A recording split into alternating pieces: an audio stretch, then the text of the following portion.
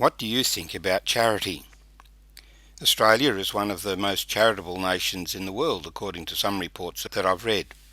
And no doubt this is because, in the past, we have been strongly influenced by the teaching of Jesus, who said, "It is more blessed to give than to receive."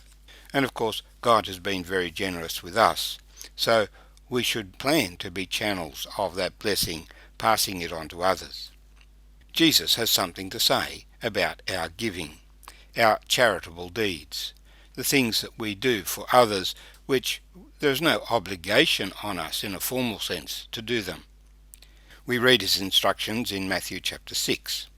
"Take heed that you do not do your charitable deeds before men, to be seen by them. Otherwise you have no reward from your Father in heaven. Therefore, when you do a charitable deed, do not sound a trumpet before you as the hypocrites do in the synagogues and in the streets, that they may have glory from men. Assuredly I say to you, they have their reward. But when you do a charitable deed, do not let your left hand know what your right hand is doing, that your charitable deed may be in secret. And your Father, who sees in secret, will himself reward you openly." And may the Lord bless his word to us. First of all, we learn that there is a reward for our charitable deeds. What are charitable deeds? They are something that we do to help another person because they have a need. It's fulfilling the command, "Love your neighbour as yourself." And when a lawyer asked Jesus, "Who is my neighbour?" Jesus told him the story we call the Good Samaritan. A man fell among thieves and was beaten and robbed. He was left on the road, wounded, naked, half dead. A priest came by but did nothing. A Levite came by and did nothing. A Samaritan came by. The Samaritans lived in a different territory, and they were severely criticised by the Jewish people. And so no one would expect a Samaritan to respond with compassion, but he did. He dressed the wounds and took the person to an inn, cared for him that evening, and paid for his continuing care, because he had compassion on him. And Jesus said we are to do likewise, given that you shall love your neighbour as yourself. So charitable deeds are things that we do because we have compassion on others. We see their need and we love them because we know that if we were in their circumstances, we would want somebody to help us. The next thing we learn in this reading is that there is a reward in heaven. God will not see us out of pocket, as it were, in the long term, because we have been charitable to others, because we have helped others. We immediately know that if you give something to somebody, then it's no longer yours. You don't have it. But the principle frequently espoused in the Scriptures is that we are to be channels. What God has given us, we should not just spend on ourselves, but we can pass it on to others. And if we are really good channels, good at doing that, then in fact the Lord is quite likely to pass more through our hands, knowing that we will not just waste it on ourselves, but that we will pass it on to those who have need. In the whole area of giving, in the world, people like to get credits for giving. So a very popular way of raising money in the world is some kind of telethon, where people ring up and say, "I will give so much money," and their names are read out. They are immediately publicised.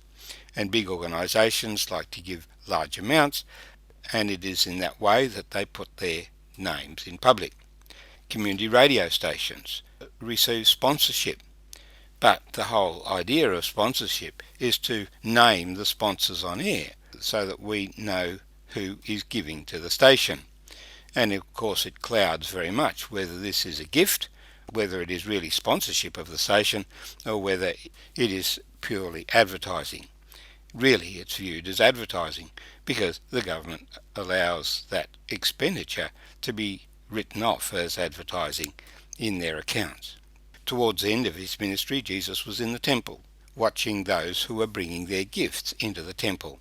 There were wealthy people bringing in bags of money, and very publicly pouring it into the treasury.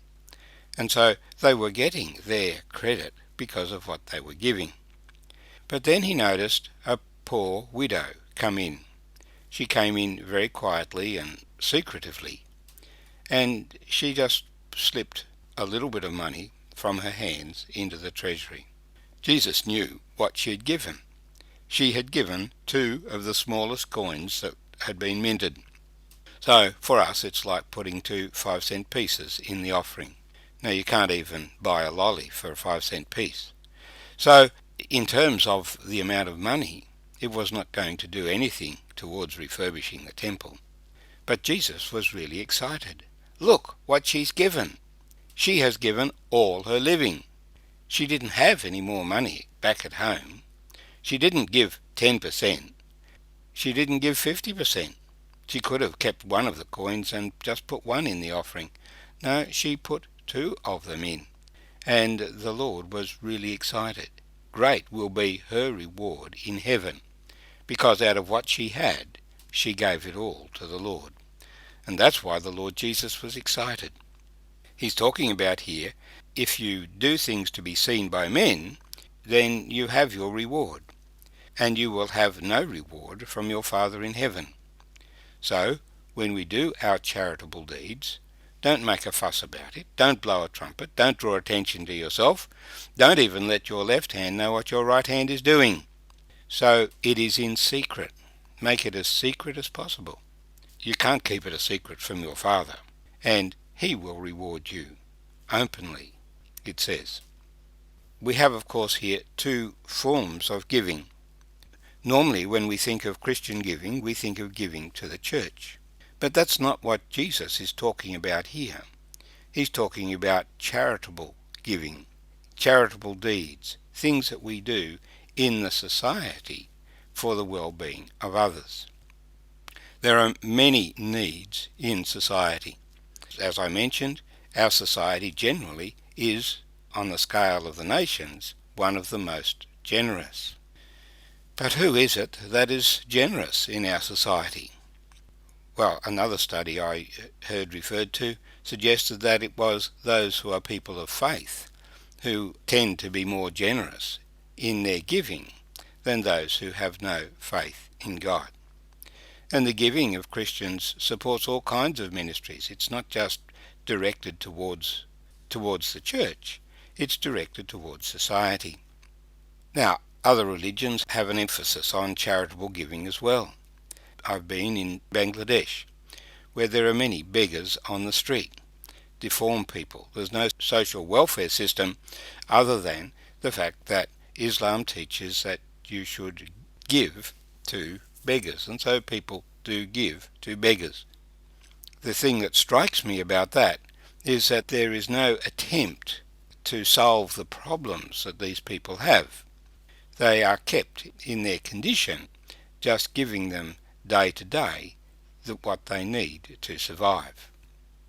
Is that the way that we should give, just to keep the downtrodden, or should we be seeking to give to raise them up, to enable them to get out of their circumstances and to do better for themselves? Christian giving tends to support schools and hospitals, facilities that will help people get out of their predicament. Well, what do you think about charitable deeds? Do you have compassion on your neighbours? Do you do to others as you hope they would do to you if you were in their circumstances? Your Father, who sees in secret, will reward those who give in secret openly.